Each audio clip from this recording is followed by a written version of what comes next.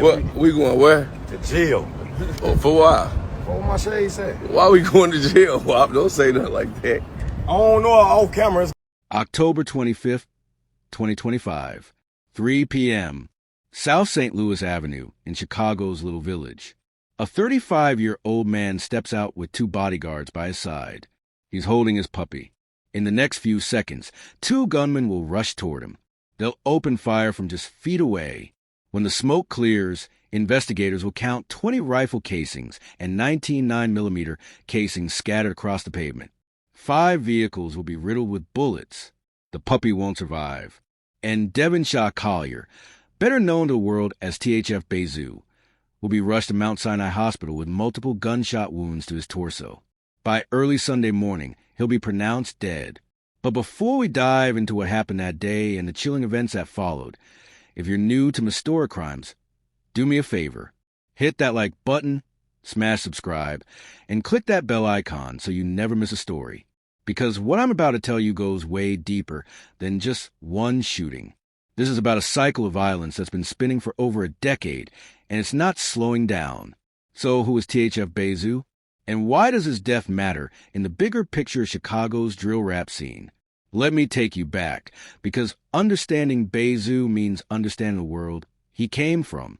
Devonsha Collier wasn't just another rapper. He was deeply embedded in Chicago street culture, specifically with a group called Terrorhead Fam, THF for short. And he was tight with one of drill rap's biggest names, Lil Durk, as part of the Only the Family collective, OTF. Now, if you've been following Chicago drill for any amount of time, you know that OTF isn't just a music label. It's a brotherhood forged in the violence-riddled streets of Chicago's South Side. And that brotherhood has paid a devastating price. In the last 10 years alone, at least 4 close associates of Lil Durk have been shot and killed. King Von in 2020, Lil Durk's own brother in 2021, and now BayZoo in 2025. Think about that for a second. 4 people, 10 years, all connected to one man. But here's where BayZoo's story gets really complicated. Back in 2009, a 21-year-old man named Dominic Barnes was shot and killed in Bronzeville during 4th of July weekend. 5 years later, in 2014, guess where police arrested BayZoo for that murder? At Lil Durk's home in Orland Park. The case dragged on for years. And in December 2017, a Cook County jury found BayZoo not guilty. He beat the case. And he wasn't quiet about it either. In 2018, BayZoo and King Von, who would later be killed himself, dropped a music video for their song Beat That Body. The entire track was them bragging about beating their murder charges. It was defiant. It was bold. And looking back now, it feels tragically ironic. After that acquittal, BayZoo faced at least 2 more felony gun cases. One was dropped. The other? Not guilty again.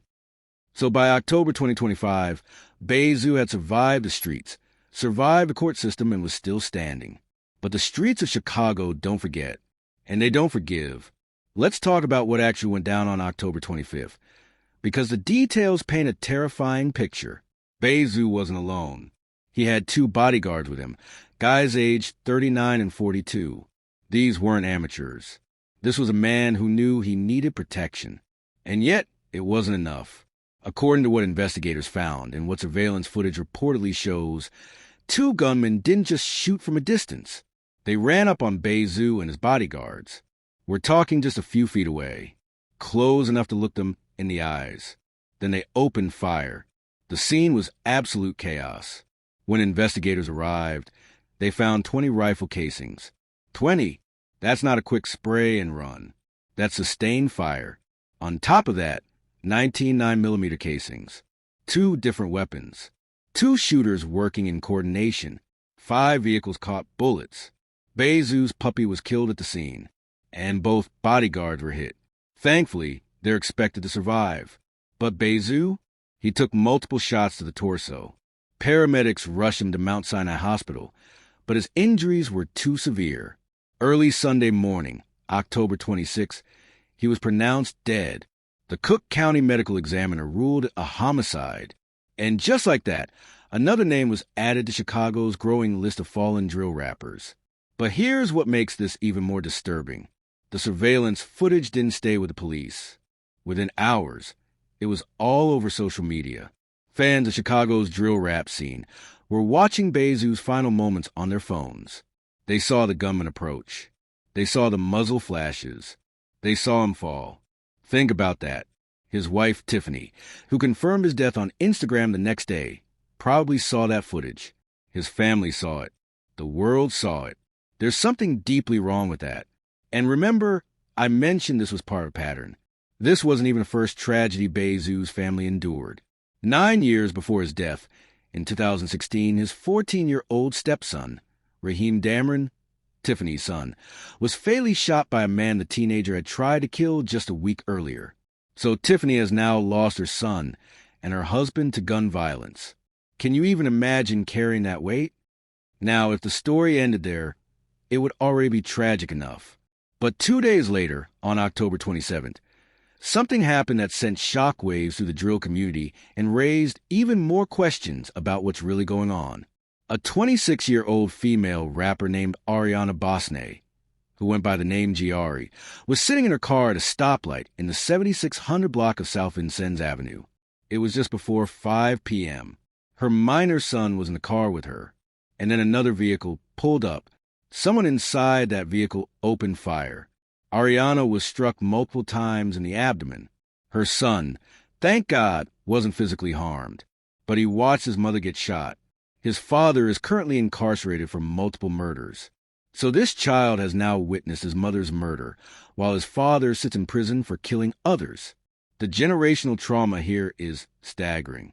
Ariana was rushed to the hospital but didn't survive, and almost immediately, the internet exploded with speculation. People started saying that Giari had shared BayZoo's location before he was killed, that she'd set him up, that her death was retaliation. Now, let me be very clear, none of this has been confirmed by authorities. It's all social media rumors and street talk, but the timing is impossible to ignore. 2 days, 2 murders, both connected to the same circles. As of right now, no one has been arrested for either killing. The Chicago Police Department opened investigations into both shootings. They're reviewing surveillance footage. They're asking the public for information, but there are no suspects in custody. No names have been released. And that's where things get really murky, because the streets are filling in the blanks on their own. Online posts started circulating almost immediately after BayZoo's death. One claimed that a black disciple gang called Bashville Crazy from 71st and Wabash was behind the murder. Another said it was retaliation for the killing of a gang member nicknamed Man Man. But again, none of these claims have been verified by law enforcement. It's all speculation. And that's the problem with these cases. The streets have their own justice system, their own trials, their own verdicts. And by the time law enforcement catches up, if they ever do, more bodies have already dropped. And we can't talk about this case without addressing the elephant in the room. Lil Durk. At the time of BayZoo's murder, Durk was sitting in federal custody facing murder-for-hire charges connected to a 2022 shooting in Los Angeles. Prosecutors allege he was targeting rival rapper Quando Rondo. So while Durk is locked up, his circle is getting picked off one by one. Is that a coincidence? Is this retaliation for something Durk or OTF did? Or is this just a natural consequence of a lifestyle that's been glorified in music but rooted in real violence? Because here's the twist that nobody wants to talk about. These aren't just rappers. They're real people from real neighborhoods where real bullets kill real human beings. The music is entertainment for millions of fans worldwide, but for the people living it, it's life or death. And the lines between art and reality have become so blurred that we don't know where one ends and the other begins anymore. BayZoo survived a murder charge. He beat multiple gun cases. He made music with King Von about beating their cases. And now both of them are dead. King Von was shot in 2020 in Atlanta. BayZoo in 2025 in Chicago. How many more names do we add to this list before something changes? How many more families have to bury their sons, their brothers, their husbands, their fathers? So let me ask you this. What does justice even look like in a situation like this? If the rumors are true and G. Ari was killed for allegedly sharing BayZoo's location, does that make it justified in the streets? Of course not. But in that world, it does. So who's responsible? The shooters? The system that failed these communities? The music industry that profits off this violence? All of the above? And here's the deeper question. At what point does a person become so entrenched in this lifestyle that there's no way out? BayZoo had been in the system since 2009. He'd been arrested multiple times. He'd lost friends. He'd seen the consequences. And yet, he was still there on that street corner on October 25th. Did he feel like he had a choice? Or was the only choice he had which day it would finally catch up to him? These are the questions we need to be asking ourselves. Not just about BayZoo, but about every single person caught in this cycle. If you made it this far, I want to hear from you. Drop a comment below. What do you think needs to change?